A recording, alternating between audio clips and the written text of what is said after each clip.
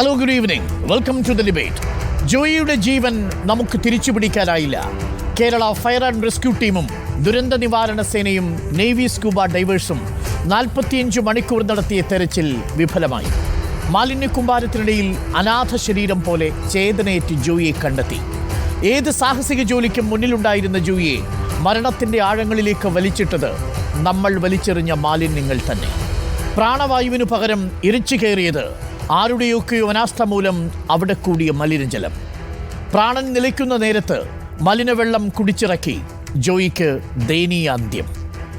ഇതും ഓർമ്മപ്പെടുത്തി വയ്ക്കണം കേരളീയത്തിൻ്റെ പ്രദർശന നഗരിയിൽ നമ്മുടെ മാലിന്യ നിർമ്മാർജ്ജനത്തിൻ്റെ രക്തസാക്ഷി. ചോദ്യങ്ങൾ ഒട്ടേറെയുണ്ട്. ദുരന്തമുഖത്ത് പ്രതിപക്ഷം സർക്കാരിനെ വിമർശിച്ച് മുതലെടുക്കാൻ ശ്രമിച്ചു.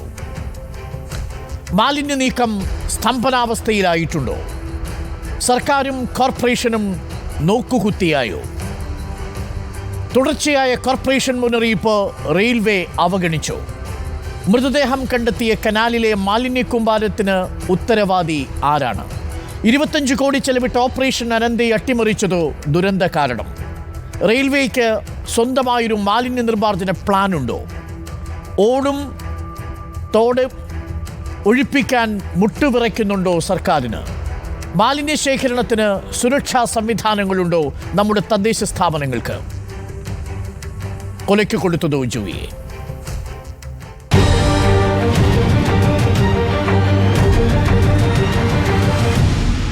ദുരന്ത നിവാരണ മാനേജ്മെന്റ് സെന്റർ മുൻ മേധാവി deputy mayor PK Raju, BJP councillor MR Gopan, Congress പ്രതിനിധി RV രാജേഷ് എന്നിവർ. ആദ്യം PK രാജുവിലേക്ക്. ശ്രീ PK രാജു, ഇന്ന് പ്രതിപക്ഷം ആരോപിച്ചത് സർക്കാരും കോർപ്പറേഷനും നോക്കുകുത്തിയായതിൻ്റെ അനാസ്ഥയുടെ ഇരയാണ് ജോയി എന്നാണ്. അങ്ങനെയാണോ?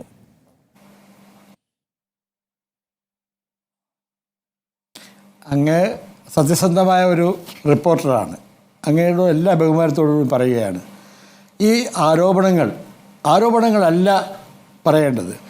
അങ്ങനെ പറയണമെങ്കിൽ ഈ പ്രതിപക്ഷ നേതാവ് ശ്രീ VD സതീശനും സ്ഥലം MP ആയിട്ടുള്ള ശ്രീ ശശി തരൂരും കോൺഗ്രസ് നേതൃത്വവും ഈ 50 മണിക്കൂർ 45 മണിക്കൂർ ഈ സംഭവം നടന്ന സ്ഥലം ഈ കേരളത്തിൻ്റെ ഏത് ഭാഗത്ത് ഇവരെല്ലാം ഉണ്ടായിരുന്നുവെങ്കിലും 5-6 മണിക്കൂർ കൊണ്ടും 2 മണിക്കൂർ കൊണ്ടും വിമാനയാത്ര ചെയ്ത് ഇവിടെ വരാൻ മടി കാണിച്ച ഇവർ എന്തോന്നാണ് പറയുന്നതെന്ന് എനിക്ക് മനസ്സിലാവുന്നില്ല. ശ്രീ VD സതീശൻ ഈ പ്ലാന്റുകൾ സന്ദർശിച്ചിട്ടുണ്ടോ? ഇന്ത്യൻ റെയിൽവേയിൽ ഇന്ത്യയിൽ എവിടെയെങ്കിലും മാലിന്യ പ്ലാന്റ് ഉണ്ടായെന്ന് റെയിൽവേയുടെ ഉന്നത അധികാരികൾ പറയട്ടെ. എവിടെയെങ്കിലും കേരളത്തിലില്ല, ഈ 28 സംസ്ഥാനങ്ങളിലുമില്ല. മാലിന്യം സംസ്കരിക്കുന്നതിന് പ്ലാന്റ് ഇല്ലാത്ത ഏക സമ്പത്തുള്ള റെയിൽവേ ഈ തിരുവനന്തപുരം പട്ടണത്തിലെ തലസ്ഥാന നഗരിയിലെ തമ്പാനൂർ റെയിൽവേ സ്റ്റേഷനിൽ 50 സ്റ്റാളുകളുണ്ട്, വലിയൊരു ക്യാൻറ്റീനുണ്ട്, അവിടുത്തെ ജീവനക്കാർ കൊണ്ടുവരുന്ന ഭക്ഷണ പൊതികളുണ്ട്, ഭക്ഷണം വരുന്ന ബാക്കിയുണ്ട്, ട്രെയിൻ യാത്രക്കാരുടെ കയ്യിലുള്ള വേസ്റ്റുകൾ, റെയിൽവേ ബോട്ടിലുകൾ, ഇതെല്ലാം അവരുടെ കക്കൂസ് മാലിന്യം, അങ്ങനെ വരുന്ന ചപ്പ് ചവറുകൾ മാലിന്യങ്ങൾ എവിടെയാണ് ഇവർ നിക്ഷേപിക്കുന്നത്? ആർക്കാണ് കോൺട്രാക്ട് കൊടുത്തത്? അങ്ങ് പറഞ്ഞത് ശരിയാണ്. നമുക്ക് റെയിൽവേയുടെ പ്രതിനിധി ഇല്ലെങ്കിലും BJP പ്രതിനിധി ഇവിടെയുണ്ട്, നമുക്ക് ചോദിക്കാം. പക്ഷേ എൻ്റെ ചോദ്യം, റെയിൽവേയുടെ പ്ലാറ്റ്ഫോമിലേക്കുള്ള ടണലിന് മുന്നിൽ അടിഞ്ഞുകൂടിയ മാലിന്യം ആരുടെ അധികാര പരിധിയിലാണ്? അല്ല, അങ്ങ് ഗോവന് പോകുന്നതിന് മുമ്പ് ഈ 117 മീറ്റർ അകലെ തുടങ്ങുന്നതിന് മുമ്പ് തിരുവനന്തപുരം നഗരസഭ വളരെ വലുതായിട്ടുള്ള ഗ്രില്ല്, ഒരു ബോട്ടിൽ പോലും പോകാത്ത രീതിയിൽ പ്രത്യേകം ഗ്രില്ല് സ്ഥാപിച്ചിട്ടുണ്ട്. അങ്ങ് പോയി പരിശോധിക്കാം. ഗ്രില്ല് സ്ഥാപിച്ചിട്ടുണ്ട്. എല്ലാ മാലിന്യം ഒഴുകിപ്പോയില്ലെങ്കിലും കുറച്ചെന്തെങ്കിലും പോയിരിക്കാം. പക്ഷേ ഞങ്ങളുടെ ദൗത്യം എന്താണ്? തിരുവനന്തപുരത്തെ നഗരസഭ എന്ന് പറയുന്ന ലോകത്തിന് മാതൃകയാണ് തിരുവനന്തപുരം പട്ടണം. ആറ്റുകാൽ പൊങ്കാല നോക്കൂ, 30 ലക്ഷം പേർ വരുന്ന ജനങ്ങൾ വന്നു പോകുന്ന അവിടെ മണിക്കൂറിനുള്ളിൽ അങ്ങ് റിപ്പോർട്ട് ചെയ്തിട്ടുള്ളതാണ്. വെട്ടിക്കാട് മഹോത്സവം നടക്കുന്നത് നിങ്ങൾ നോക്കൂ, നമ്മുടെ ഭീമാപള്ളി ഉറൂസ് നടക്കുന്നത് നോക്കൂ. ഞങ്ങൾക്ക് 117 മീറ്റർ അകലെ ഈ പാലത്തിൻ്റെ അടിയിലോ ഏത് തനലിലോ ഞങ്ങൾക്ക് ശുചീകരണ പ്രവർത്തനം നടത്താനുള്ള ആയിരക്കണക്കിന് കണ്ടിജൻ ജീവനക്കാരും മറ്റു സംവിധാനമുള്ള ഒരു നഗരസഭയ്ക്ക് 117 മീറ്റർ ശരി, വേണ്ട. അകലമുള്ള റെയിൽവേയുടെ ഈ ജൂറിസ്ഡിക്ഷനിൽപ്പെട്ട തടയണയിൽ 117 മീറ്റർ നിങ്ങൾക്ക് ക്ലീൻ ചെയ്യുന്നതിന് റെയിൽവേ ആക്ട് പ്രകാരം റെയിൽവേയുടെ പ്രത്യേക അനുമതി വേണം. അതെന്തുകൊണ്ട് കിട്ടിയില്ല എന്നാണ് ഇന്ന് തദ്ദേശ വകുപ്പ് മന്ത്രിയും ചോദിച്ചത്. ആ ചോദ്യത്തിന് ഉത്തരത്തിലേക്ക് ഞാൻ വരാം. പക്ഷേ അതിനു മുമ്പ് മൃതദേഹം കിടന്ന സ്ഥലം ആരുടെ ജൂറിസ്ഡിക്ഷനിലുള്ളതാണ് രാജു? അല്ല, അങ്ങോട്ട് നോക്കിയോ, ഞങ്ങൾക്കുള്ള വീഴ്ച എന്തെങ്കിലും സംഭവിച്ചിട്ടുണ്ടെങ്കിൽ ഞങ്ങളത് പരിഹരിക്കുവാനും ഞങ്ങൾക്ക് ഞങ്ങളുടെ സഹോദരനെ ഈ സംസ്ഥാനത്തെ, ഈ തലസ്ഥാന നഗരിയിലെ, ഈ ജില്ലയിലെ ഒരു പൗരനായിട്ടുള്ള ഒരു മനുഷ്യജീവൻ നഷ്ടപ്പെട്ടിരിക്കുകയാണ്. ഞങ്ങൾക്ക് എവിടെയെങ്കിലും വീഴ്ച, ബഹുമാനപ്പെട്ട കോടതി, ഹൈക്കോടതി എന്ന് പറഞ്ഞിട്ടുണ്ട്, റെയിൽവേയുടെ ഭാഗത്ത് വരുന്ന 117 മീറ്റർ അകലെയുള്ള മാലിന്യങ്ങൾ നിങ്ങൾ സംരക്ഷിക്കണമെന്നും ഞാനതിലേക്ക് വരാം. റെയിൽവേയുടെ 117 മീറ്റർ നമുക്ക് ചോദിക്കാം. പി കെ രാജു, ഞാൻ ഒരിക്കൽ കൂടി PCR പറയുന്നു, ആ ദൃശ്യങ്ങൾ ഒരിക്കൽ കൂടി കാണിക്കൂ. പി കെ രാജു ആ ദൃശ്യങ്ങൾ കണ്ടിട്ടുണ്ടാവും. ഈ ജോയിയുടെ മൃതദേഹം വീണ്ടെടുക്കുന്ന ഈ തകരപ്പറമ്പിലെ കനാൽ, ആ കനാലിൽ അടിഞ്ഞുകൂടി കിടക്കുന്ന മാലിന്യം നമുക്കൊരിക്കൽ കൂടി പ്രേക്ഷകരെ ഒന്ന് കാണാം. ശ്രീ പി കെ രാജു ആ ദൃശ്യങ്ങളൊന്ന് കാണണം. ഈ തകരപ്പറമ്പിലെ അടിഞ്ഞുകൂടി കിടക്കുന്ന മാലിന്യം, ഇപ്പോൾ കാണുന്ന ദൃശ്യങ്ങൾ ഈ കനാലിന് തൊട്ടു മുൻപിൽ, ടണലിന് തൊട്ടു മുന്നിലുള്ള ദൃശ്യങ്ങളാണ്. ഇനി നമുക്ക് കാണാം ആ തകരപ്പറമ്പിലെ ദൃശ്യങ്ങൾ. നമുക്ക് കാണാം ആ തകരപ്പറമ്പിലെ ദൃശ്യങ്ങൾ നമ്മളെ വല്ലാതെ വേദനിപ്പിക്കുന്ന ദൃശ്യങ്ങളാണ്. ഒരു മാലിന്യ വസ്തുവായിട്ടാണ് ഈ ജോയിയുടെ മൃതദേഹം കിടന്നത്. പി കെ രാജു, ആ പ്രദേശം ശുദ്ധീകരിക്കേണ്ടത് ആരാണ്? അവിടെയുള്ള മാലിന്യം നിർമ്മാർജ്ജനം ചെയ്യേണ്ടത് ആരാണ്?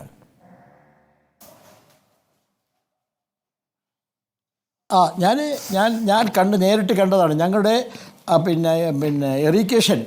എറിക്കേഷൻ്റെ തോടാണ് ആമേഴഞ്ചൻ തോടെന്ന് പറയുന്നത്. തീർച്ചയായിട്ടും നഗരസഭയ്ക്ക് അതിനകത്ത് ബാധ്യതയുണ്ട്. അങ്ങ് നോക്കിക്കോണം. ഇന്ന് ഞാൻ അവിടെ സന്ദർശിക്കുമ്പോൾ അതിനകത്ത് കട്ടിൽ, അതുപോലെ തന്നെ ബെഡുകൾ, പഴയ TV, മരക്കമ്പുകൾ. ഇവിടെ ഹരിതകർമ്മ സേന ഈ തിരുവനന്തപുരം നഗരസഭയിൽ 1300 സ്ത്രീ തൊഴിലാളികൾ ജോലിയെടുക്കുന്ന 100 വാർഡുകളിൽ അവരുടെക്ക് ഒരു ശമ്പളം എന്ന് പറയും, അവരുടെ വേതനം എന്ന് പറയുന്നത് 25,000 രൂപ മുതൽ 75,000 രൂപ വരെ അവർക്ക് ലഭിക്കുന്നുണ്ട്.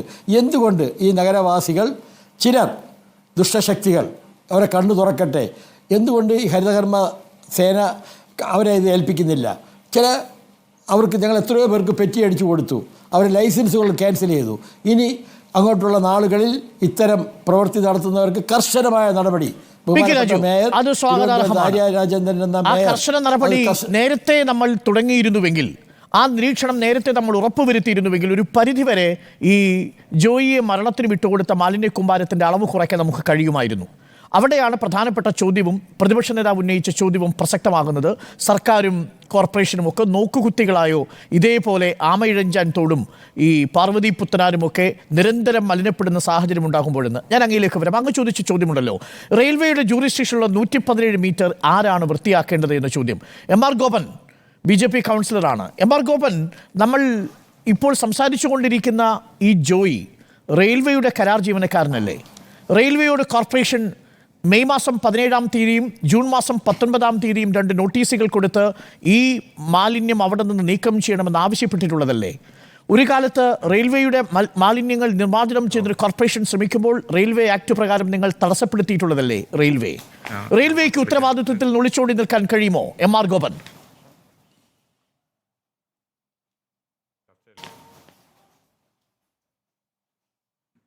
ഡോക്ടർ അരുൺ, ഈ വിഷയവുമായി ബന്ധപ്പെട്ട് ഏകദേശം കിലോമീറ്ററുകൾ അളവിൽ വരുന്ന ആമയിഴഞ്ചാൻ തോടിൻ്റെ 117 മീറ്റർ മാത്രമാണ് റെയിൽവേയുടെ ഭാഗത്തേക്ക് വരുന്നത്.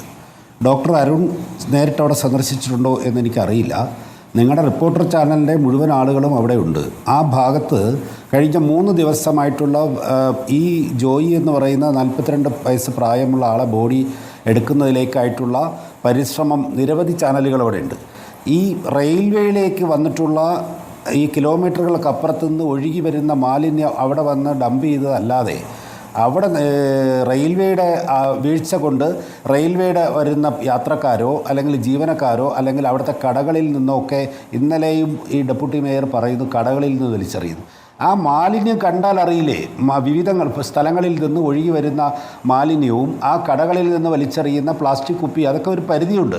ആ പരിധിക്കപ്പുറം പോകില്ല. അപ്പോൾ ഇതെന്തോ നിർബന്ധമായും ഇത് റെയിൽവേയുടെ തലയിലേക്ക് കെട്ടിവെച്ചുകൊണ്ട് നഗരസഭയുടെ ഉത്തരവാദിത്വത്തിൽ നിന്ന് കഴിഞ്ഞ പതിറ്റാണ്ടുകളായി ഭരിക്കുന്ന ഒരു ഭരണകൂടത്തിൽ ഒഴിഞ്ഞു മാറാൻ എങ്ങനെ സാധിക്കണം?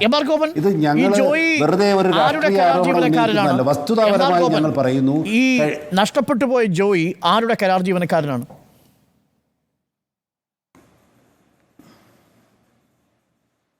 ഈ ജോയി കരാർ ജീവനക്കാരൻ നഗരസഭയുടെ അല്ല എന്നുള്ള വസ്തുത ഞങ്ങൾക്ക് എല്ലാവർക്കും അറിയാം. കരാർ കൊടുത്തിരിക്കുന്നത് ഞാനിപ്പോൾ അതിൻ്റെ വ്യക്തമായിട്ടുള്ളൊരു കണക്ക് പറഞ്ഞു തരാം. നഗരസഭയിൽ 2015, 17, 19 വർഷങ്ങളിൽ കോർപ്പറേഷനാണ് അത് വൃത്തിയാക്കിയിരുന്നത്. അപ്പോഴും ഞാൻ നഗരസഭയിലെ കൗൺസിലറാണ്. കഴിഞ്ഞ 4 പ്രാവശ്യമായി ഞാൻ ആ കൗൺസിലറായി തിരഞ്ഞെടുക്കപ്പെട്ട ആളാണ്. അവിടെ അഡ്വക്കേറ്റ് VK പ്രശാന്ത് മേയറായിരിക്കുന്ന സമയത്ത് മാലിന്യം നേരിട്ട് അവിടെ നിന്ന് നഗരസഭ നീക്കം ചെയ്തിട്ടുള്ള രേഖകളുണ്ട്. നഗരസഭയുടെ ആധികാരികമായിട്ടുള്ള രേഖ പരിശോധിക്കട്ടെ. ഇപ്പോൾ ഈ നഗരസഭ അധികാരത്തിൽ വന്ന ശേഷം ഇവരുടേതായിട്ടുള്ള ഏതെങ്കിലും തരത്തിലുള്ള ധാർഷ്ട്യം കൊണ്ടോ അവർക്ക് അത് എടുത്തു മാറ്റാൻ സാധിക്കില്ല എന്ന് റെയിൽവേയോട് പറഞ്ഞതിൻ്റെ അടിസ്ഥാനത്തിൽ മാത്രമാണ് റെയിൽവേ കരാറുകാരനെ വെച്ചിട്ട് ആ 117 മീറ്റർ മാത്രം നീക്കം ചെയ്യാനുള്ള പരിശ്രമം ആരംഭിച്ചത്.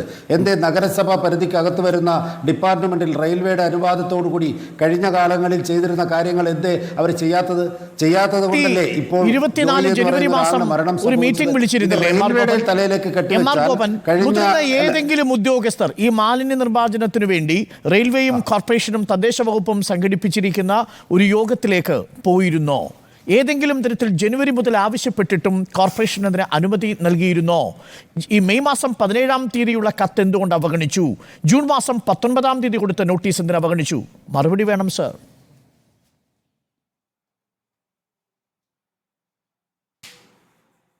റെയിൽവേയുടെ അവസാനത്തെ വാക്ക് ഇവിടുത്തെ ഡിവിഷണൽ മാനേജറാണ് എന്ന് അങ്ങ് വിശ്വസിക്കുന്നുണ്ടോ? ഈ ഗവൺമെൻറ്, സംസ്ഥാനം ഭരിക്കുന്ന ഒരു ഗവൺമെൻറ്റും തിരുവനന്തപുരം തലസ്ഥാന നഗരം ഭരിക്കുന്ന CPM നേതൃത്വം കൊടുക്കുന്ന ഒരു ആര്യ രാജേന്ദ്രൻ നേതൃത്വം കൊടുക്കുന്ന ഭരണവും ഇവർക്ക് എന്തുകൊണ്ട് അതിന് മേലോട്ട് പോയി ഈ കാര്യത്തെ സംബന്ധിച്ച് അവരുടെ ശ്രദ്ധയിൽപ്പെടുത്താൻ താങ്കളുടെ ശ്രദ്ധയിൽ ഞാനൊന്ന് പെടുത്താം. 2024 ജനുവരി 31-ാം തീയതി additional chief secretary additional chief secretary കേരളത്തിന്റെ 2 റെയിൽവേ ഡിവിഷണൽ മാനേജർമാർക്ക്, ADM-നല്ല, 2 റെയിൽവേ ഡിവിഷണൽ മാനേജർമാർക്ക് കത്ത് നൽകിയിട്ടുണ്ട്. ഒന്ന് പാലക്കാട് റെയിൽവേ ഡിവിഷണൽ മാനേജർക്ക്, മറ്റൊന്ന് തിരുവനന്തപുരം റെയിൽവേ ഡിവിഷണൽ മാനേജർക്ക്. ഇതിൽ പാലക്കാട് റെയിൽവേ ഡിവിഷണൽ മാനേജർ 1 മാസം കഴിഞ്ഞപ്പോൾ ഒരു മറുപടി കൊടുത്തു. തിരുവനന്തപുരം റെയിൽവേ ഡിവിഷണൽ മാനേജർ 1 മാസം കഴിഞ്ഞിട്ടും 2 മാസം കഴിഞ്ഞിട്ടും 3 മാസം കഴിഞ്ഞിട്ടും മറുപടി കൊടുത്തില്ല. ഏപ്രിൽ 1-ാം തീയതി അഡീഷണൽ ചീഫ് സെക്രട്ടറിയുടെ അധ്യക്ഷതയിൽ 2 ഡിവിഷണൽ മാനേജർമാരെയും യോഗത്തിൽ വിളിച്ചു. MR ഗോപൻ, നിങ്ങൾ ഈ പറയുന്ന ഇതേ റെയിൽവേയുടെ ഏറ്റവും മുതിർന്ന ഉദ്യോഗസ്ഥരിൽ 2 പേരും യോഗത്തിൽ പങ്കെടുത്തില്ല. പകരം ആരെ അയച്ചു? 2 ജൂനിയർ ഉദ്യോഗസ്ഥരെ.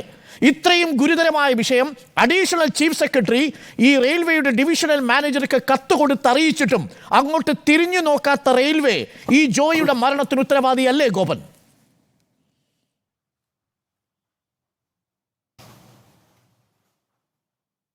റെയിൽവേയുടെ ഉദ്യോഗസ്ഥർ ഏത് റേഞ്ചിൽ, ഏത് ടോപ്പിലെ ഉദ്യോഗസ്ഥരാവട്ടെ സർ, അവർ വന്നില്ല എങ്കിൽ ഇവിടെ ഒരു കേന്ദ്ര ഗവൺമെൻറ്റില്ലേ, ഒരു മന്ത്രിസഭയുടെ അംഗമെന്ന നിലയ്ക്ക് റോഷി അഗസ്റ്റിൻ എന്ന് പറയുന്ന ഒരു മിനിസ്റ്ററില്ലേ ഇവിടെ ഇറിഗേഷൻ്റെ, മേജർ ഇറിഗേഷൻ്റെ, അല്ലെങ്കിൽ തലസ്ഥാനത്തെ മേയറില്ലേ, അല്ലെങ്കിൽ ബഹുമാനപ്പെട്ട മുഖ്യമന്ത്രിയില്ലേ, ഇവർക്ക് എന്തുകൊണ്ട് കേന്ദ്ര ഗവൺമെൻറ്റിൻ്റെ അധീനതയിലും നിയന്ത്രണത്തിൽ വരുന്ന റെയിൽവേയുടെ ഭാഗത്ത് ഇങ്ങനെ ഒരു ഇതൊരു വീഴ്ചയുണ്ട്, ആ റെയിൽവേ ഉദ്യോഗസ്ഥർ മീറ്റിങ്ങിൽ വരുന്നില്ല എന്ന് ഇവരെ എവിടെയെങ്കിലും അറിയിച്ചിട്ടുണ്ടോ?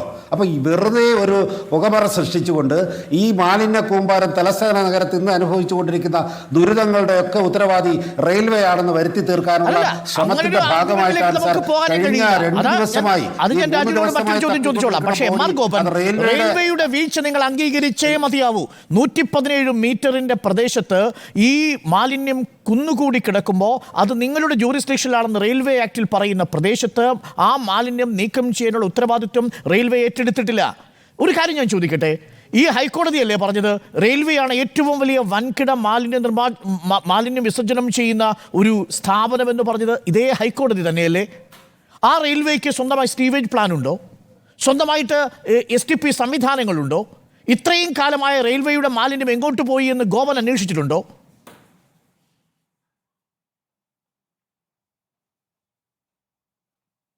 സാർ, അതിന് മറുപടി തലസ്ഥാന നഗരത്തെ 10 ലക്ഷത്തിലധികം വരുന്ന പൊതുസമൂഹം തിങ്ങിപ്പാർക്കുന്ന 10 ലക്ഷത്തിൽ വരുന്ന നഗരസഭ വാർഡുകളിൽ തലസ്ഥാന നഗരത്തിൻ്റെ നഗരസഭാ ഭരണകൂടത്തിൻ്റെ നികുതിപ്പണം വാങ്ങുന്ന ടാക്സ് വാങ്ങുന്ന നമ്മുടെ നഗരസഭ എവിടെയാണ് കേന്ദ്രീകൃതമായിട്ടുള്ള ഒരു മാലിന്യ സംസ്കരണ പ്ലാന്റ്? നമ്മുടെ റെയിൽവേ ഉൽപ്പാദിപ്പിക്കുന്ന മാലിന്യം നിർമ്മാർജ്ജനം ചെയ്യാൻ റെയിൽവേക്ക് ഒരു സംവിധാനമുണ്ടോ? കാര്യങ്ങൾ ചെയ്തിട്ടില്ല എങ്കിൽ റെയിൽവേയുടെ സംവിധാനത്തിനകത്ത് വീഴ്ചകൾ സംഭവിച്ചിട്ടുണ്ട് എങ്കിൽ അത് റിപ്പോർട്ട് ചെയ്യപ്പെടേണ്ടതായിട്ടുള്ള വകുപ്പ് മേധാവികളോട് റിപ്പോർട്ട് ചെയ്യേണ്ടതായിട്ടുള്ള സംഭവിച്ചിട്ടുണ്ടെങ്കിൽ അത് റിപ്പോർട്ട് ചെയ്യപ്പെടട്ടെ എന്നതാണ്. നഗരസഭയും തിരുവനന്തപുരത്തുകൊണ്ടല്ലേ ഇത് സംഭവിച്ചത്. ശരി ശരി, ഞാൻ വരാം. RV രാജേഷ്, ഇന്ന് പ്രതിപക്ഷ നേതാവ് ചൂണ്ടിക്കാണിച്ചത് ഈ ദുരന്ത മുഖത്തും സർക്കാരിനെ വിമർശിക്കാനുള്ള ഒരു വ്യഗ്രതയാണ് പ്രതിപക്ഷ നേതാവ് കാട്ടിയത് എന്നാണ്. ദുരന്തമുഖത്ത് മുതലെടുക്കുകയായിരുന്നോ പ്രതിപക്ഷം?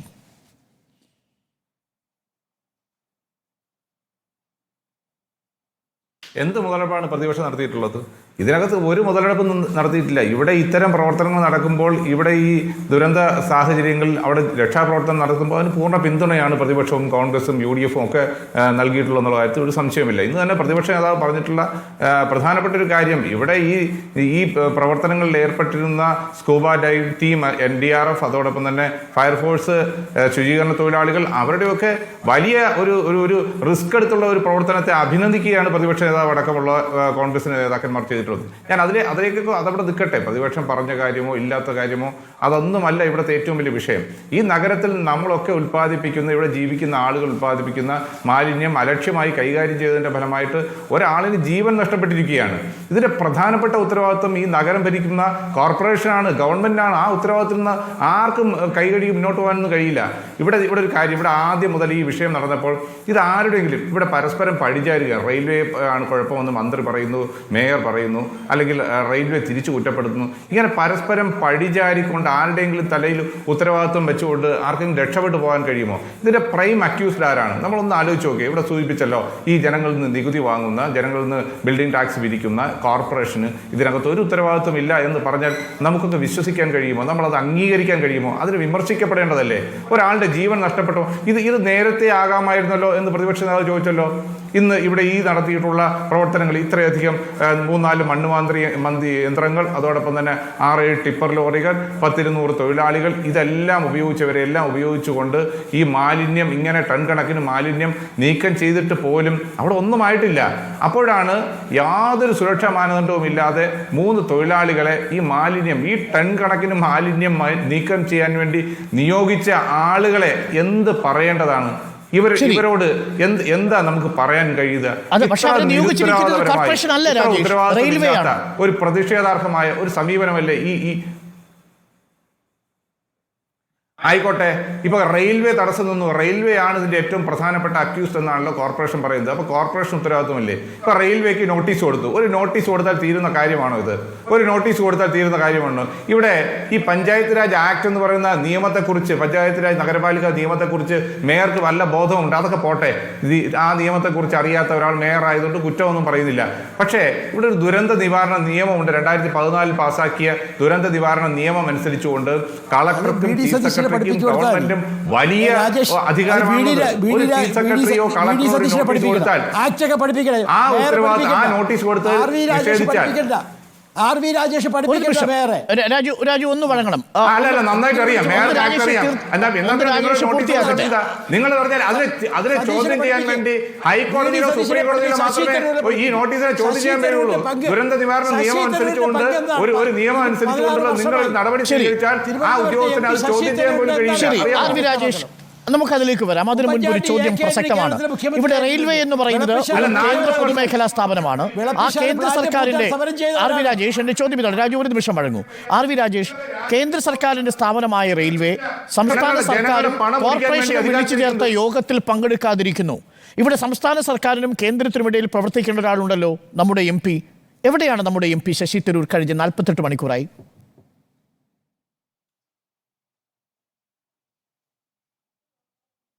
അമേരിക്കയിൽ, ജപ്പാനിൽ, ജർമ്മനിയിൽ. ശ്രീ രാജേഷ്, അങ്ങേക്ക് കേൾക്കാമോ? ഞാൻ ശ്രീ രാജേഷിലേക്ക് മടങ്ങി വരാം. ജപ്പാനിൽ എവിടെ ഉണ്ട്? അത് ശ്രീ രാജു, അത് രാജേഷ് ഉണ്ടാവില്ല. മറുപടി പറയട്ടെ. ചെറിയൊരു സാങ്കേതിക തടസ്സം. ഞാൻ രാജേഷിലേക്ക് തിരികെ വരാം. എന്റെ ചോദ്യം അവിടെ നിൽക്കുന്നു. ഈ വിഷയങ്ങൾ ഏകോപിപ്പിക്കേണ്ട സർക്കാർ. മുഖ്യമന്ത്രി എവിടെ പോയി? നിങ്ങളുടെ മുഖ്യമന്ത്രി എവിടെ പോയി? ശരി, മുഖ്യമന്ത്രിയിലേക്ക് വരാം. അതിനുവേണ്ടി അവിടെ മറ്റു മന്ത്രിമാരുണ്ടല്ലോ. ശിവൻകുട്ടി ഉണ്ടല്ലോ, തിരുവനന്തപുരത്തിന്റെ ചുമതലയായി. മേയർ ഉണ്ടല്ലോ. MLA ആന്റണി രാജുവിനെ കണ്ടല്ലോ. എവിടെ പോയി നമ്മുടെ MP?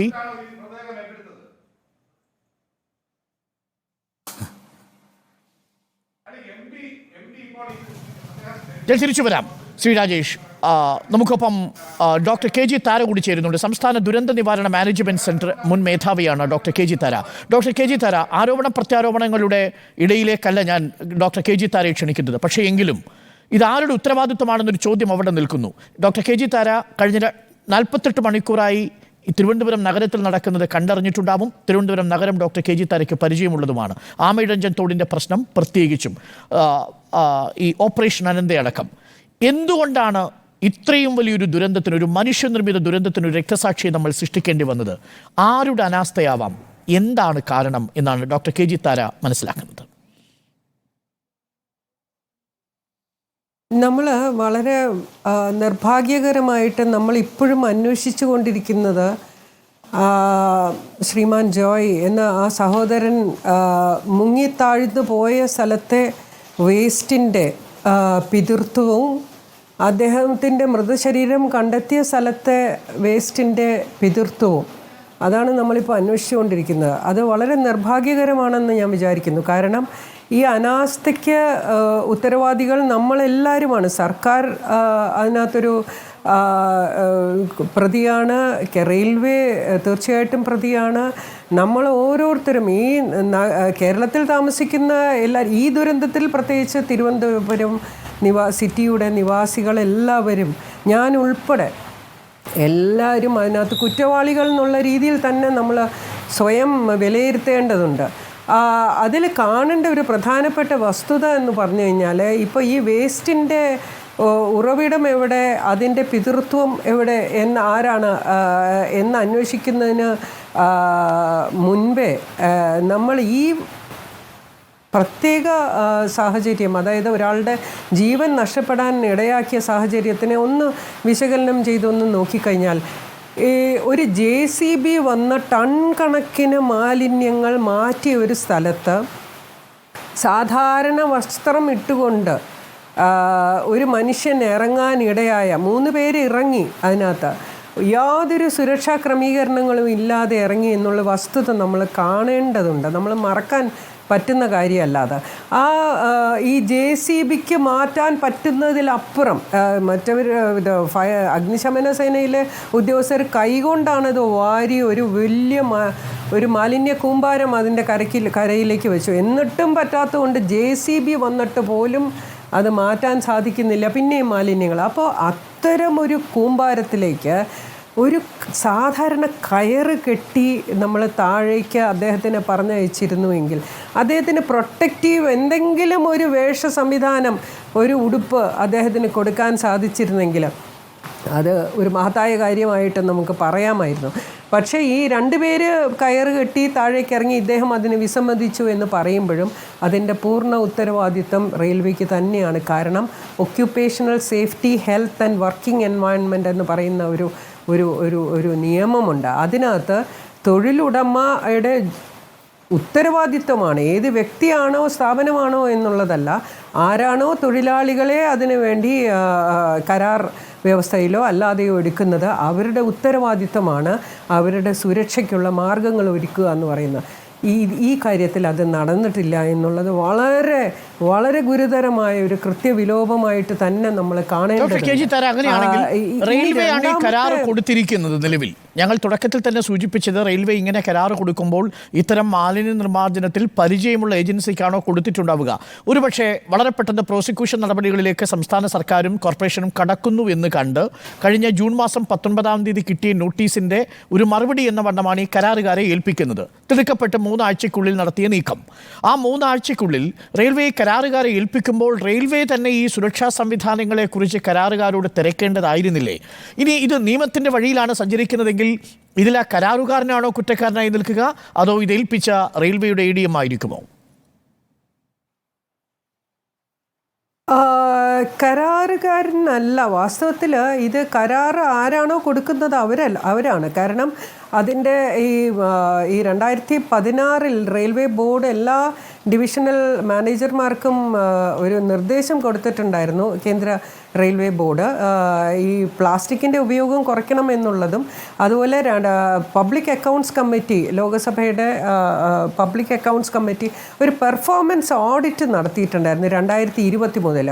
എല്ലാ റെയിൽവേ സ്റ്റേഷനുകളിലെയും മാലിന്യ നിർമ്മാർജ്ജനത്തിൻ്റെ ഒരു അതിൻ്റെ ഇഫക്റ്റീവ്നെസ്, അതിൻ്റെ ഒരു എന്താണ് ഒരു കൃത്യത അത് ഉറപ്പുവരുത്തണം എന്ന് പറഞ്ഞിട്ട് ഒരു ഓഡിറ്റ് നടത്തിയിരുന്നു. ആ ഓഡിറ്റിൽ പുറത്തു വന്ന വിവരങ്ങൾ വളരെ ഞെട്ടിപ്പിക്കുന്ന വിവരങ്ങളാണ് വന്നിരിക്കുന്നത്. കാരണം 46 പ്രധാനപ്പെട്ട സ്റ്റേഷനുകളിൽ ഈ പഠനം നടത്തുമ്പോൾ 41ലും ഇതിനു വേണ്ട ഒരു ഖരമാലിന്യ നിർമ്മാർജ്ജന പ്ലാന്റ് ഇല്ല എന്നതും, ഇത് സെഗ്രിഗേഷൻ അറ്റ് സോഴ്സ്, അതായത് ഉറവിടത്തിൽ തന്നെ ഒരു മാലിന്യ നിർമ്മാർജ്ജനം നടക്കുന്നില്ല എന്നും ഇവരുടെ പ്രത്യേക നിർദ്ദേശമുണ്ടായിരുന്നു പബ്ലിക് അക്കൗണ്ട്സ് കമ്മിറ്റിയുടെ. ഈ ഒരു environment and house keeping management ENHM എന്ന് പറയുന്ന ഒരു യൂണിറ്റ്, വിങ്, ഒരു വിഭാഗം എല്ലാ സ്റ്റേഷനിലും, എല്ലാ ഡിവിഷനിലും, എല്ലാ റീജിയണൽ ലെവലിലും ഇത് തുടങ്ങണം. ENHM അതിന് പ്രത്യേകമായിട്ട് ഒരു ഉദ്യോഗസ്ഥനെ ചുമതലപ്പെടുത്തണം എന്നും പറഞ്ഞ് ഒരു നിർദ്ദേശം കൊടുത്തിട്ടുണ്ടായിരുന്നു 2016 തന്നെ. 2019 ഇത് ആവർത്തിക്കുകയും ചെയ്യുന്നുണ്ട്. അപ്പോൾ ഇത് 2023 ഈ പെർഫോമൻസ് ഓഡിറ്റ് റിപ്പോർട്ടിൽ ഇത് പല സ്റ്റേഷനുകളിലും, തിരുവനന്തപുരം സ്റ്റേഷനുകളിലും ഖരമാലിന്യ നിർമ്മാർജ്ജനത്തിന് ഒരു സംവിധാനവും ഉണ്ടായിരുന്നില്ല എന്നാണ്. നമ്മുടെ സ്വച്ഛ ഭാരതും ഒക്കെ എവിടെ പോയി അല്ലേ doctor KG Thara? Railway station കേന്ദ്രീകരിച്ചായിരുന്നല്ലോ സ്വച്ഛ ഭാരത്. ഒരു കാര്യം ഒന്ന് ശ്രദ്ധിക്കുക. ഒരു കാര്യം ഈ നമ്മളുടെ ഈ 2016 റെയിൽവേ ബോർഡ് ഒരു ഉത്തരവ് കൊടുക്കുന്നുണ്ട്, ഒരു നിർദ്ദേശം, എല്ലായിടത്തെയും പ്ലാസ്റ്റിക് ഉപയോഗം നമ്മൾ കുറയ്ക്കണമെന്ന് പറയുന്നത്. പക്ഷേ നമ്മൾ വന്ദേ ഭാരതിൽ ട്രെയിനിൽ ശ്രദ്ധിച്ചാൽ തന്നെ യാത്ര ചെയ്ത എല്ലാവർക്കും നല്ല സുഖസൗകര്യങ്ങളൊക്കെ ഉണ്ട്. പക്ഷേ നമ്മൾ ഒരു യാത്രക്കാരൻ തന്നെ ഭക്ഷണം കൊടുക്കുമ്പോൾ തന്നെ, ഇവിടുന്ന് നമ്മൾ യാത്ര തുടങ്ങുന്നത് മുതൽ അവസാനിക്കുന്നത് വരെ ഭക്ഷണം നമ്മൾ കഴിക്കുകയാണെങ്കിൽ അവിടെ ഉണ്ടാക്കുന്ന പ്ലാസ്റ്റിക്കിൻ്റെ ആധിക്യം എന്ന് പറയുന്നത് വളരെ നമ്മൾ വല്ലാതെ പരിഭ്രാന്തിയിലാക്കുന്ന. എല്ലാവർക്കും സെൽഫി മതി ഡോക്ടർ KG താര. എല്ലാവർക്കും ഓരോ പദ്ധതി പ്രഖ്യാപിച്ച് ഒരു ക്യാമറയ്ക്ക് മുന്നിൽ പോസ് ചെയ്ത് സ്വച്ഛ ഭാരതായി പ്രഖ്യാപിക്കുകയും അതിൻ്റെ ദൃശ്യങ്ങളെടുത്ത് പ്രചരിപ്പിച്ചാലും മതി. അത് നടപ്പിലാക്കുന്നുണ്ടോ എന്ന് ആരും നോക്കാൻ തുടർച്ചയായി റിമൈൻഡറുകൾ വന്നിട്ടും തുടർച്ചയായി നോട്ടീസുകൾ വന്നിട്ടും റെയിൽവേ ഡിവിഷണൽ മാനേജർ ഈ മീറ്റിങ്ങുകളിൽ പങ്കെടുത്തില്ല എന്ന് തദ്ദേശ വകുപ്പ് മന്ത്രി പറയുമ്പോൾ ആ കുറ്റകൃത്യത്തിന് റെയിൽവേയും കോർപ്പറേഷനോടൊപ്പം തുല്യ നിലയിൽ പങ്കാളികളാണ് എന്നാണ്. പ്രിയപ്പെട്ട പ്രേക്ഷകരെ, തിരികെ എത്താം ഒരു ഇടവേളയ്ക്ക് ശേഷം. ഇനി രാഷ്ട്രീയ ചോദ്യങ്ങൾ കൂടി അവശേഷിക്കുന്നു. ജോയിയെ കൊലയ്ക്ക് കൊടുത്തോ എന്നാണ് നമ്മൾ പരിശോധിക്കുന്നത്. ഡോക്ടർ KG താര സംസ്ഥാന ദുരന്ത നിവാരണ മാനേജ്മെന്റ് സെന്റർ മുൻ മേധാവി, PK Raju deputy mayor CPM പ്രതിനിധി, MR Gopan BJP councillor, RV Rajesh Congress പ്രതിനിധി എന്നിവരാണ് നമുക്കൊപ്പം ചർച്ചയിൽ. ഞാൻ PK രാജുവിലേക്ക് ഒരിക്കൽ കൂടി. PK രാജു, 2015 കാലഘട്ടത്തിൽ ഉമ്മൻചാണ്ടി സർക്കാർ, അന്ന് ജിജി തോംസൺ ചീഫ് സെക്രട്ടറി ആയിരിക്കുമ്പോൾ അവതരിപ്പിച്ച ഓപ്പറേഷൻ അനന്ത എന്ന പ്രോഗ്രാം, ആ ഓപ്പറേഷൻ അനന്തയുടെ ആദ്യഘട്ടം ഏകദേശം 25 കോടി മുടക്കി 26 കിലോമീറ്റർ നീളം വരുന്ന ഓട പൂർണ്ണമായും വൃത്തിയാക്കി ആമയിഴഞ്ചാൻ തോടിലേക്കുള്ള നീരൊഴുക്ക് സുഗമമാക്കിയിരുന്നു. അതിന് 2ാം ഘട്ടവും 3ാം ഘട്ടവും പുതുതായി വന്ന പിണറായി സർക്കാർ നടപ്പിലാക്കിയില്ലെന്നും മാത്രവുമല്ല, തിരുവനന്തപുരത്തിൻ്റെ ചുമതലയുള്ള മന്ത്രി V ശിവൻകുട്ടിയോട് ചോദിച്ചു, ഓപ്പറേഷൻ അനന്ത അത് തുടരുമോ? അത് പഴയ പ്രോജക്റ്റ് അല്ലേ? നമുക്കിത് പുതിയ പ്രോജക്റ്റിൻ്റെ കാലമല്ലേ എന്നാണ്. എന്ത് പുതിയ പ്രോജക്റ്റാണ് PK രാജു ഓപ്പറേഷൻ അനന്തയ്ക്ക് പകരം തിരുവനന്തപുരം നഗരം സ്വീകരിച്ചത്? അല്ല, ഈ കേരളത്തിലെ ഗവൺമെൻറ് ഇച്ഛാശക്തിയുള്ളൊരു ഗവൺമെൻറ് അല്ലേ?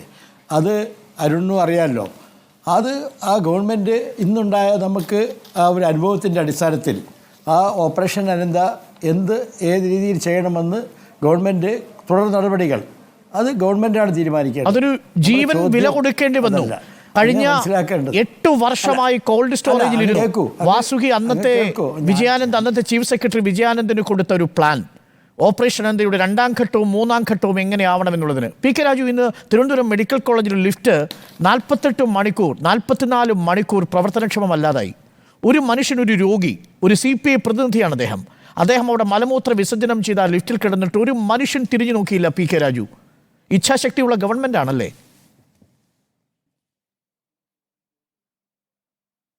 അല്ല, അത് ഞാനിപ്പോൾ ശ്രീ ജോയിയുടെ മരണവുമായി ബന്ധപ്പെട്ട് അദ്ദേഹത്തിൻ്റെ നാട്ടിലായിരുന്നു. ഇപ്പോഴാണ് ഞാൻ വന്നത്.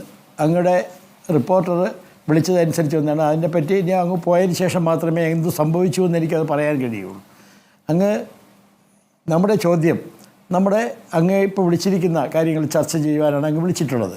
ആ ചർച്ച തുടരണമെന്നാണ് ഞാൻ പറയുന്നത്. കാരണം ഇതുപോലൊരു ദുരന്തം ഉണ്ടാവാതിരിക്കുവാൻ ഞാൻ ശ്രീ ഗോപനോട് ചോദിക്കുകയാണ്.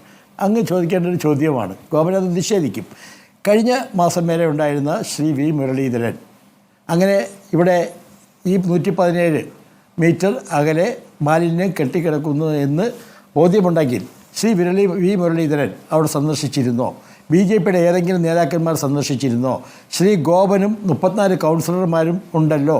ആരെങ്കിലും ഇവിടെ നടത്തുന്ന സമരം എന്തുകൊണ്ട് ഇത് കേന്ദ്ര ഗവൺമെൻറ്റിൻ്റെ ശ്രദ്ധയിൽപ്പെടുത്തിയില്ല? ശ്രീ രാജേഷ്, അദ്ദേഹത്തിൻ്റെ MP 15 വർഷക്കാലമായി ശ്രീമാൻ ശശി തരൂർ ഈ അനന്തപുരിയിൽ ആകെ 15 വർഷത്തിനുള്ളിൽ 10, 50, 60 ദിവസം മാത്രമേ ഇവിടെ ഈ തിരുവനന്തപുരത്ത് ഉള്ളതായിട്ടാണ് നമുക്ക് റിപ്പോർട്ട്. അദ്ദേഹം തന്നെ പറഞ്ഞു, ഞാൻ ജപ്പാനിലും കൊറിയയിലും ഒക്കെയാണ് അദ്ദേഹത്തിൻ്റെ ജീവിതം. അതെന്തെങ്കിലും ആയിക്കൊണ്ട് പോട്ടെ. ഈ വിമർശിക്കുന്നവരാരെങ്കിലും ഇത്തരം ദുരന്തമുണ്ടാകാൻ സാധ്യതയുള്ള സ്ഥലങ്ങൾ സമരം ചെയ്തോ അല്ലെങ്കിൽ നിവേദനം കൊടുത്തോ എന്ന് ശ്രദ്ധപ്പെടുത്തിയിട്ടില്ല. ഞങ്ങൾക്ക് ബോധ്യമുണ്ട്. മാലിന്യ നിർമ്മാർജ്ജനം എന്നു മുതലാണ് ഒരു MP-യുടെ ഉത്തരവാദിത്വമായത്? മാലിന്യ നിർമ്മാർജ്ജനം എന്നു മുതലാണ് ഒരു കേന്ദ്ര വിദേശകാര്യമന്ത്രിയുടെ ഉത്തരവാദിത്വമായത്? അല്ലല്ല, ഞാൻ പറഞ്ഞത് അതല്ല. ഇവർ വിമർശിക്കുന്നവർ, ഗവൺമെൻറ്റിനെ വിമർശിക്കുന്ന ശ്രീ VD സതീശൻ, പ്രതിപക്ഷ നേതാവിന് എല്ലാ ബഹുമാനത്തോടുകൂടി ഞാൻ പറയുന്നു, അദ്ദേഹം ഇന്ന് ഈ ജോയിയുടെ മരണവുമായി ബന്ധപ്പെട്ട് അദ്ദേഹത്തിൻ്റെ കുടുംബത്തിനെ സഹായിക്കണമെന്ന് ഒരു വാക്ക് പോലും പറയാതെ, ആ മരണത്തിൽ പങ്കെടുക്കാതെ, ആ ആക്സിഡൻറ്റ് നടന്ന സ്ഥലം സന്ദർശിക്കാതെ, സർക്കാരിനെ മാത്രം കുറ്റപ്പെടുത്താതെ ഇനി വരും കാലങ്ങളിൽ നമുക്ക് എന്തൊക്കെ ചെയ്യാൻ കഴിയും ചോദ്യത്തിൽ നിന്ന് നിങ്ങൾക്ക് ഒഴിഞ്ഞു മാറാൻ കഴിയില്ല. PK രാജു, നിങ്ങൾ പറഞ്ഞല്ലോ അത് റെയിൽവേയുടെ ടണലിലുള്ള മാലിന്യം റെയിൽവേയുടെ പരിധിയിലാണ് എന്ന കാര്യത്തിൽ സംശയമില്ല. പക്ഷേ അതിന് തൊട്ടുമുന്നിൽ, ടണലിന് തൊട്ടുമുന്നിൽ ഇപ്പോൾ കോരി മാറ്റിയിരിക്കുന്ന 40 ടണ്ണോളം വരുന്ന മാലിന്യങ്ങൾ എവിടെ നിന്ന് വന്നു എന്ന ചോദ്യം പ്രസക്തമല്ലേ PK രാജു? അതാണ് ഞാൻ ചോദിക്കുന്നത്. ഞാനിപ്പോഴും അങ്ങയോട് ശ്രീ അരുണിനോട്, ഡോക്ടർ അരുണിനോട് ഞാൻ ചോദിക്കുന്നത്, സ്വന്തമായി പ്ലാന്റ് ഉണ്ടോ റെയിൽവേ തിരുവനന്തപുരത്തെ റെയിൽവേ ടണലിനുള്ളിലുള്ള മാലിന്യത്തെക്കുറിച്ചല്ല സംസാരിക്കുന്നത് PK രാജു. ടണലിനുള്ളിലേക്ക് പോകുന്നതിന് മുൻപ് ആമയിഴഞ്ചാൻ തോട് വരുന്ന പ്രദേശത്ത് നിന്ന് ഏകദേശം 12 കിലോമീറ്റർ ദൈർഘ്യത്തിൽ ഒഴുകുന്ന തോടിൻ്റെ വിവിധ ഇടങ്ങളിൽ നിന്ന് വന്ന് ഈ ടണലിൻ്റെ മുഖഭാഗത്തടിഞ്ഞു കൂടിക്കിടക്കുന്ന, ഇന്നും മാറ്റിയിരിക്കുന്ന ഈ സംഘങ്ങൾ, ദൗത്യ സംഘങ്ങൾ വരുമ്പോൾ മാറ്റിയിരിക്കുന്ന ഈ മാലിന്യം എവിടെ നിന്ന് വന്നു? അതാണ് അങ്ങോട്ട് ചോദിക്കുന്നത്. റെയിൽവേയുടെ വേസ്റ്റുകൾ, അതായത് മാലിന്യങ്ങൾ, പ്ലാസ്റ്റിക് കുപ്പികൾ, 10,000 കുപ്പികളാണ് റെയിൽവേയുടെ പേരിലുള്ള കുപ്പികൾ എടുത്തിരിക്കുന്നത്. റെയിൽവേ സപ്ലൈ ചെയ്യുന്ന എല്ലാം അവർക്കുള്ളതെന്ന് ഞാൻ അവകാശപ്പെടുന്നില്ല. വന്നിരിക്കാം, ആമയിഴഞ്ചാൻ തോട് വഴി വന്നിരിക്കുക, അതെല്ലാം നമ്മൾ പരിശോധിക്കേണ്ടതാണ്. ഞാൻ ചോദിക്കുന്നത്, ഇങ്ങനൊരു സംഭവം ഉണ്ടായാൽ അതിൻ്റെ കൂടെ നിൽക്കണമെന്ന്, അതിൻ്റെ കൂടെ നിന്ന് ഈ പ്രശ്നം പരിഹരിക്കണമെന്ന് ഏതെങ്കിലും ഒരു പ്രതിപക്ഷ നേതാവോ ഈ നഗരസഭയുടെ മറുപടി പറയട്ടെ. ഞാൻ അങ്ങേക്ക് കാണിച്ചു തരാൻ ഒരു ദൃശ്യം നേരത്തെ പ്ലേ ചെയ്യാൻ പറഞ്ഞിരുന്നു. ആ ദൃശ്യം അങ്ങ് ഒരിക്കൽ കൂടി കാണൂ. അതാണ് തകരപ്പറമ്പ് കനാൽ റോഡിൽ മൃതശരീരമെടുത്ത പ്രദേശത്ത് കുമിഞ്ഞു കൂടിക്കിടക്കുന്ന മാലിന്യമാണ്. ഈ മാലിന്യ കൂമ്പാരം ഒരു ദിവസം കൊണ്ട് ആ കനാലിൽ വന്നതാണോ ശ്രീ PK രാജു? ഒരാഴ്ച കൊണ്ട് ആ കനാലിൽ വന്നതാണോ ശ്രീ PK രാജു? ഒരു മാസം കൊണ്ട് ആ കനാലിൽ വന്നതാണോ PK രാജു? ഇവിടെ ഇരിക്കുന്ന ഡോക്ടർ അരുണൻ, ഇവിടെ ഇരിക്കുന്ന 4 പേരും തിരുവനന്തപുരം പട്ടണത്തിൽ ജീവിക്കുന്നവരാണ്. ഡോക്ടർ താര അത് പറഞ്ഞല്ലോ, എല്ലാവരും ഉത്തരവാദികളാണ്. തിരുവനന്തപുരം നഗരവാസികൾ, മാലിന്യങ്ങൾ വലിച്ചെറിയുന്നവർ, എല്ലാ സൗകര്യങ്ങളും, അടിസ്ഥാന സൗകര്യങ്ങൾ ഒരുക്കിയിട്ടുള്ള തിരുവനന്തപുരം നഗരസഭയുടെ ഹരിതകർമ്മ സേനക്കാർ കടകളിലും വീടുകളിലും എത്തുമ്പോൾ എന്തിന് മാലിന്യം വലിച്ചെറിയുന്നു എന്നുള്ളൊരു ചോദ്യം. അല്ല, അത് നമ്മൾ എന്തിനാണ് ഈ ആത്മവിമർശനം പ്രവൃത്തി നടത്തേണ്ട ചെയ്യുന്നത്? ചോദ്യമാണ്. പക്ഷേ നമ്മൾ താങ്കൾ നാളെ കൗൺസിലർ എന്ന രാവിലെ- നിലയിൽ, ഡെപ്യൂട്ടി മേയർ എന്ന നിലയിൽ ഇത് ജനങ്ങളുടെ ഉത്തരവാദിത്വമാണ് എന്ന് പറഞ്ഞ് കൈ കഴുകാൻ കഴിയില്ല പി കെ രാജു. അതാണ് എന്റെ ചോദ്യം. നിങ്ങൾക്ക് അല്ല, അതിനുള്ള ഫണ്ടുണ്ട്, ജനങ്ങളുടെ ഉത്തരവാദിത്വമല്ല. പണം നൽകുന്നുണ്ട്. ഈ നാട്ടിലെ ഷോപ്പ് കീപ്പേഴ്സ് ആണെങ്കിലും ശരി, കേൾക്കൂ. ഈ നാട്ടിലെ താമസക്കാരാണെങ്കിലും ശരി, അവർ നിങ്ങൾക്ക് നികുതി നൽകുന്നുണ്ട്. നിങ്ങൾ ആ പണം ഉപയോഗിച്ച് ചെയ്യണം. അത്രമാത്രമാണ് നമ്മൾ പറയുന്നത്. 3 തവണ ഞങ്ങളുടെ ശ്രീമതി ആര്യ രാജേന്ദ്രൻ അധികാരമേറ്റതിന് ശേഷം 3 തവണ ഈ കനാൽ വൃത്തിയാക്കി. 10 കണക്കിന് മാലിന്യങ്ങൾ അവിടെ നീക്കം ചെയ്തിട്ടുണ്ട്. അതായത് പരിശോധിക്കാം അതിന് ചെലവെത്ര, ആരൊക്കെയാണ് ഇത് കഴിഞ്ഞ പ്രവർത്തിച്ചത്. 3 വർഷത്തിനിടയിൽ 3 തവണ മാത്രമാണോ ഈ ആമയിഴഞ്ചാൻ തോട് നിങ്ങൾ വൃത്തിയാക്കിയിരിക്കുന്നത്? അല്ല, 3 തവണ ഒരു വലിയ പ്ലാൻ ചെയ്താണ് അത് മാറ്റിയിട്ടുള്ളത്. പിന്നെ നിത്യവും മാറ്റിക്കൊണ്ടിരിക്കുന്നതാണ്. അപ്പോൾ ഈ ഒഴുക്കിൽപ്പെട്ടി വന്നിട്ടുള്ള മാലിന്യങ്ങൾ ഞങ്ങളുടെ ഭാഗത്ത് വന്നിട്ടുണ്ടെങ്കിൽ അതിന്റെ കുറവുകൾ ഞങ്ങൾ മുന്നിലാണ് പി കെ രാജു. ഇത് തകരപ്പറമ്പിലുള്ള കനാലിൽ കാണുന്ന മാലിന്യമാണ്. അധികാര പരിധിയിലാണ്. അതാണ് ഞാൻ പറയുന്നത്. ഞാൻ അങ്ങയോട് പറഞ്ഞല്ലോ, എവിടെയെങ്കിലും വീഴ്ച സംഭവിച്ചിട്ടുണ്ടെങ്കിൽ അത് പരിശോധിക്കുവാൻ ഞങ്ങൾ തയ്യാറാണ്. ഞങ്ങൾ അതിനകത്ത് ഉരുണ്ട് കളിക്കുന്നില്ലല്ലോ. ഞങ്ങൾ സമ്മതിക്കുന്നു. പി കെ രാജു സമ്മതിക്കുന്നു. കാരണം വീഴ്ചയല്ല, ഞങ്ങൾക്ക് എന്തെങ്കിലും വീഴ്ച ഉണ്ടായിട്ടുണ്ടെങ്കിൽ അത് പരിഹരിക്കുവാൻ തയ്യാറുള്ള നഗരസഭ നഗരസഭയാണ്. ഇപ്പോൾ ദൃശ്യങ്ങളിൽ കാണുന്ന തകരപ്പറമ്പിലെ ഈ കനാൽ, ഈ തകരപ്പറമ്പിലെ കനാൽ കോർപ്പറേഷൻ പരിധിയിലുള്ളതാണോ അല്ലയോ? ആ കനാൽ അങ്ങക്ക് അറിയാലോ, ആ കനാൽ ആരുടെ അണ്ടറിലാണ്? പറയൂ, ആരുടെ അണ്ടറിലാ? പറയൂ. തിരുവനന്തപുരം നഗരസഭയുടെ കീഴിലാണോ? ഇറിഗേഷൻ വകുപ്പിന്റെയാണോ? ഉത്തരവാദിത്വമുണ്ട്. അല്ലല്ല, ഞങ്ങൾക്ക് ഉത്തരവാദിത്വമുണ്ട്. ഒരു നിമിഷം. അല്ല, ഇറിഗേഷൻ വകുപ്പിന്റെ കനാലാണോ? ഇറിഗേഷൻ വകുപ്പിന്റെ കനാൽ കോർപ്പറേഷൻ ഭൂമിയിലാണോ? അല്ല, റെയിൽവേയിൽ കേൾക്കൂ ഞാൻ പറയുന്നത്.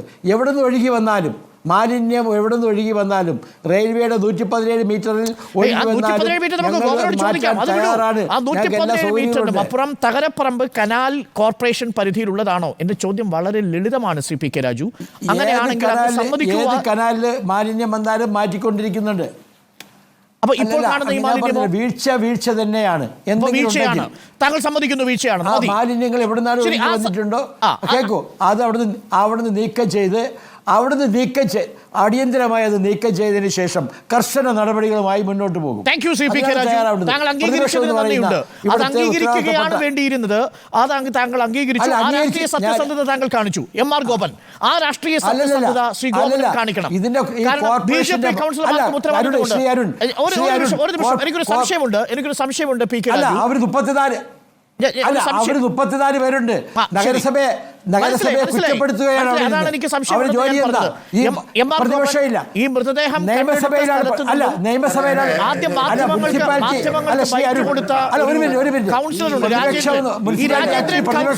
ശ്രീ പി കെ രാജു, ഒരു നിമിഷം. ഈ രാജേന്ദ്രൻ കൗൺസിലർ ബിജെപിയുടെ കൗൺസിലറാണോ ശ്രീ എം.ആർ. ഗോപൻ? സർ, വസ്തുതകൾക്ക് നിരക്കാത്ത കാര്യമാണ് ഡെപ്യൂട്ടി മേയറായിട്ടുള്ള പി കെ രാജു പറയുന്നത്. കഴിഞ്ഞ ഈ ആമഴിഞ്ചാൻ തോടെന്ന് പറയുന്നതും പാർവതി പുത്തനാറും നവീകരിക്കപ്പെടുന്നതിന് വേണ്ടി നഗരസഭയുടെ ബഡ്ജറ്റിലേക്ക് തുക വകയിരുത്തിയിട്ടുണ്ട്. സംസ്ഥാന ഗവൺമെൻറ്റിൻ്റെ ബഡ്ജറ്റിൽ തുക വകയിരുത്തിയിട്ടുണ്ട്. നിയമസഭയ്ക്കകത്ത് ചോദ്യത്തിന് ഉത്തരമായിട്ട് ഇത്ര കോടി രൂപ മാറ്റിവെച്ചിട്ടുണ്ട് എന്ന് പറയുന്നു. ആ സമയത്തൊക്കെ തന്നെ ഇത് നടപ്പിലാക്കേണ്ടതായിട്ടുള്ള പ്രാദേശിക ഗവൺമെൻറ് എന്നറിയപ്പെടുന്ന നഗരസഭ ഇത് കയ്യും കെട്ടി നോക്കി നിന്ന് ഇത് 117 മീറ്റർ റെയിൽവേയുടെ തൊട്ടപ്പുറത്താണ് ഇതുപോലൊരു മനുഷ്യൻ വീടിരുന്നെങ്കിൽ അവിടെയും ഈ മനുഷ്യൻ്റെ ജീവൻ നഷ്ടപ്പെടുന്ന തരത്തിലേക്ക് ഇപ്പോൾ ഈ സ്ഥലം പരിശോധിച്ചാൽ മറ്റു സ്ഥലങ്ങളിൽ കുന്നുകൂടി കിടക്കുന്ന മാലിന്യം നഗരസഭയുടെ വീഴ്ച നമുക്ക് കാണാൻ സംശയം. 34 കൗൺസിലർമാരുള്ള ബിജെപിയുടെ കോർപ്പറേഷൻ പരിധിയിൽ ഒരിടത്തും മാലിന്യ കൂമ്പാരമില്ലേ?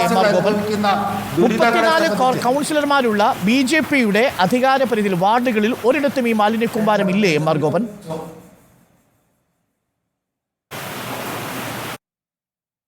സാർ BJP അല്ലല്ലോ തിരുവനന്തപുരം നഗരസഭ ഭരിക്കുന്നത്. വാർഡ് ഭരിക്കുന്നത് BJP അല്ലേ? 34 വാർഡുകൾ ഭരിക്കുന്നത് BJP അല്ലേ? ആ വാർഡ് മെമ്പർക്ക് ഉത്തരവാദിത്തമില്ലേ? അല്ല, കഴിഞ്ഞ 4 പ്രാവശ്യമായി തിരുവനന്തപുരം രാജേന്ദ്രന്റെ പരിധിയിലാണ്. ഒരു നിമിഷം സ്ട്രൈറ്റ് ആയിട്ട് ഒരു ഉത്തരം നൽകൂ. മൃതദേഹം വീണ്ടെടുത്തിരിക്കുന്ന ഈ മാലിന്യ കൂമ്പാരം കിടക്കുന്നത് നിങ്ങളുടെ കൗൺസിലറായ രാജേന്ദ്രന്റെ വാർഡിലല്ലേ?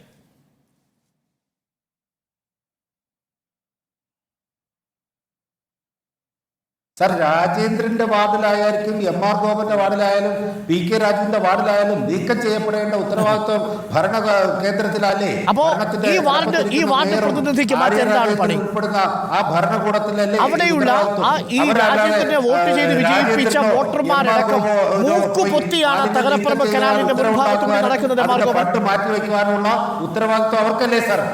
ഇന്ന് അവിടെയാണ് ഡെഡ് ബോഡി പൊങ്ങിയത് MR ഗോപൻ. ആ വാർഡ് പ്രതിനിധിക്ക് മറ്റെന്താണ് പണി?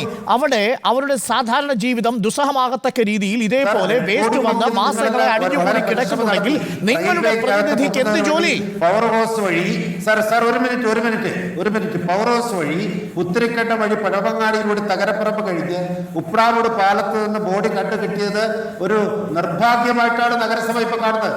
ആ പാവം മനുഷ്യരെ അവിടെ ഇറക്കിയ കരാറുകാരനെ സംബന്ധിച്ചിട്ടുള്ള അത് റെയിൽവേയോട് ചോദിക്കണം. അത് റെയിൽവേയോട് ചോദിക്കണം. താര നേരത്തെ പറഞ്ഞു, ഡോക്ടർ താര പറഞ്ഞു, റെയിൽവേ വേണ്ടത്ര സുരക്ഷാ സംവിധാനങ്ങളോട് കൂടിയാണോ ഈ ജീവനക്കാരനെ അവിടെ ഇറക്കിയത്? MR ഗോപൻ, നിങ്ങൾ അന്വേഷിച്ചോ? ഒരു ജീവൻ നഷ്ടപ്പെട്ടതിനെ കുറിച്ച് കണ്ണീർ പൊഴിക്കുന്നുണ്ടല്ലോ. ഈ റെയിൽവേ ജീവനക്കാരൻ, കരാർ ജീവനക്കാരനായ ഈ ജോയിക്ക് വേണ്ടത്ര സുരക്ഷാ സംവിധാനം റെയിൽവേ ഉറപ്പാക്കിയിരുന്നോ? റെയിൽവേക്ക് സംഭവിച്ചിട്ടുണ്ട് സാർ. ജോയിക്ക് റെയിൽവേ സംവിധാനത്തിന്റെ ഭാഗമായി ഏതെങ്കിലും തരത്തിലുള്ള വീഴ്ചകൾ ഉണ്ടെങ്കിൽ റെയിൽവേ പരിശോധിക്കും. അത് വീഴ്ച ഉണ്ടെങ്കിൽ എന്നല്ല, അവിടെ വീഴ്ചയുണ്ട്. ഡോക്ടർ താര ചൂണ്ടിക്കാണിച്ചത് നിലവിലുള്ള നിയമങ്ങൾ നമ്മുടെ മുന്നിലുണ്ട്. ഈ സീവേജ് ട്രീറ്റ്മെന്റ് പ്ലാന്റുകളില്ല. ഒരു നിമിഷം, ഞാൻ രാജേഷിലേക്ക് കൂടി വരുന്നു. റെയിൽവേയുടെ വീഴ്ച കൊണ്ട് ശരി, ഞാൻ താങ്കളുടെ രാഷ്ട്രീയ സത്യസന്ധതയും ഞാൻ അംഗീകരിക്കുന്നു, ആദരിക്കുന്നു. ശ്രീ രാജേഷ് നേരത്തെ ചോദിച്ച ചോദ്യം എവിടെയാണ് MP എന്നതായിരുന്നു പ്രധാനപ്പെട്ട ചോദ്യം. MP ഇത്തരം സന്ദർഭങ്ങളിൽ വന്ന വേസ്റ്റ് വാരണം എന്നുള്ളതല്ല. സംസ്ഥാന സർക്കാരും കോർപ്പറേഷനും റെയിൽവേയും തമ്മിൽ ഒരു അഭിപ്രായ വ്യത്യാസം ഉണ്ടാകുമ്പോൾ ആ വിഷയങ്ങളിൽ ഇടപെടാൻ MPക്ക് സാധിക്കും. അങ്ങനെ ഒരു രാഷ്ട്രീയ ഇടപെടൽ MPയുടെ ഭാഗത്തുനിന്ന് ഉണ്ടായില്ല. ജനുവരി മുതൽ കൂടുന്ന യോഗമാണ്. മെയിലും ജൂണിലും തുടർച്ചയായി നോട്ടീസ് അയക്കുന്നു. ഡിവിഷൻ മാനേജർമാരുടെ യോഗം വിളിക്കുന്നു, അവരെത്തുന്നില്ല. ഇതൊന്നും MP അറിയുന്നില്ലേ? RV രാജേഷ്,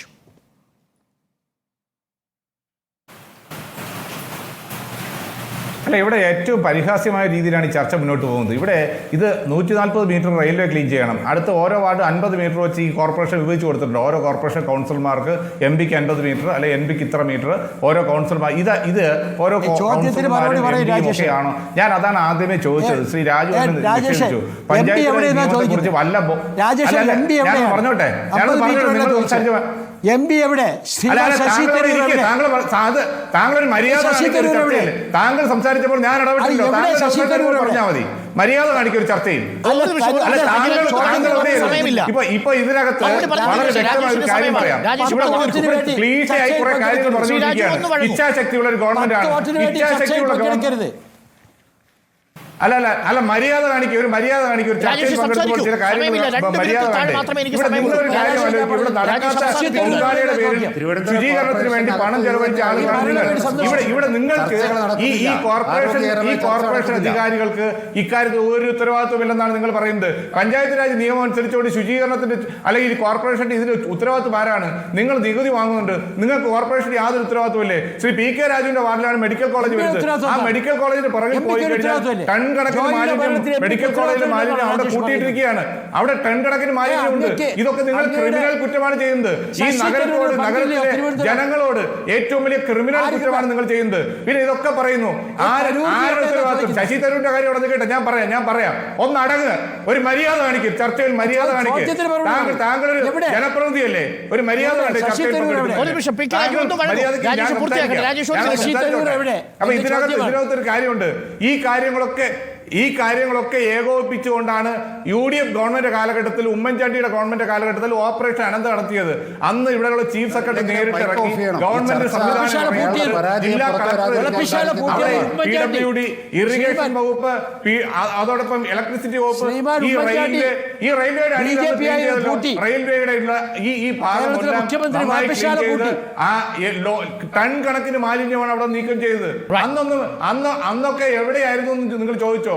അന്നൊക്കെ ഈ നഗര സംവിധാനവും ഗവൺമെന്റും ചീഫ് സെക്രട്ടറിയും തീർച്ചയായിട്ടും ഭരണപരാജയത്തിന്റെ തെളിവാണെന്ന് തന്നെ നമ്മൾ പറയണം. അങ്ങനെ തുറന്നു തന്നെ പറയുന്നു ഞങ്ങളും. ഓപ്പറേഷൻ അനന്തയ്ക്ക് തുടർഭാഗം ഉണ്ടായില്ല. ഇപ്പോൾ പി കെ രാജു പറയുന്നുണ്ടല്ലോ അതിനെക്കുറിച്ച് ആലോചിക്കുമെന്ന്. എവിടെയാണ് ഇതിനെക്കുറിച്ച് ആലോചിച്ച മിനിസ്റ്റർ വി ശിവൻകുട്ടിയുടെ ഉറപ്പ്? പുതിയ പ്രോജക്ട് എവിടെയെന്ന ചോദ്യം ബാക്കി നിൽക്കുന്നു. നന്ദി ഡോക്ടർ താര, നന്ദി ശ്രീ പി കെ രാജു, നന്ദി ശ്രീ ഗോപൻ RV രാജേഷ് ചർച്ചയിൽ ചേർന്നതിന്. തൻ കാര്യം മാത്രമെന്ന മനുഷ്യചിന്തയിൽ കുമിഞ്ഞുകൂടിയതാണ് ആമയിഴഞ്ചാൻ തോട്ടിലെ മാലിന്യം. ഒളിച്ചും പാത്തും പരസ്യമായും തിണ്ണമെടുക്ക് കാട്ടിയപ്പോൾ ആ തോട് മാലിന്യവാഹിനിയായി. മനുഷ്യൻ വലിച്ചെറിഞ്ഞ മാലിന്യം, മനുഷ്യനായവൻ ഇറങ്ങാൻ മഠിക്കുന്ന അറപ്പുജലം. 2 പകലുകൾ പിന്നിട്ട് ജോയിക്ക് വേണ്ടിയുള്ള തിരച്ചിലിൽ കൈമെയ് മറന്ന രക്ഷാപ്രവർത്തകർ. ആരുമൊന്നിറങ്ങാൻ മടിക്കുന്ന, കണ്ടാൽ അറയ്ക്കുന്ന, ദുർഗന്ധം വമിക്കുന്ന മാലിന്യ കുമ്പാരത്തിൽ തങ്ങളുടെ ജീവൻ മറന്നാണ് രക്ഷാപ്രവർത്തകർ ജോയിക്ക് വേണ്ടി തെരച്ചിൽ നടത്തിയത്. Fire force, NDRF, navy, scuba team, medical സംഘം, നഗരസഭാ സംഘം. ഒറ്റ ലക്ഷ്യം മാത്രമേ ഉണ്ടായിരുന്നുള്ളൂ: മാരായമുട്ടത്തെ വീട്ടിൽ മകനെ കാത്തിരിക്കുന്ന അമ്മയ്ക്ക് മുന്നിൽ ജീവനോടെ ജോയിയെ എത്തിക്കുക. അതാണ് ഇന്ന് രാവിലെ വിഫലമായത്. 2 നാൾ അവിടെ രക്ഷാപ്രവർത്തനം നടത്തിയ എല്ലാ രക്ഷാപ്രവർത്തകർക്കും ഹൃദയത്തിൽ നിന്ന് ഒരു ബിഗ് സല്യൂട്ട്.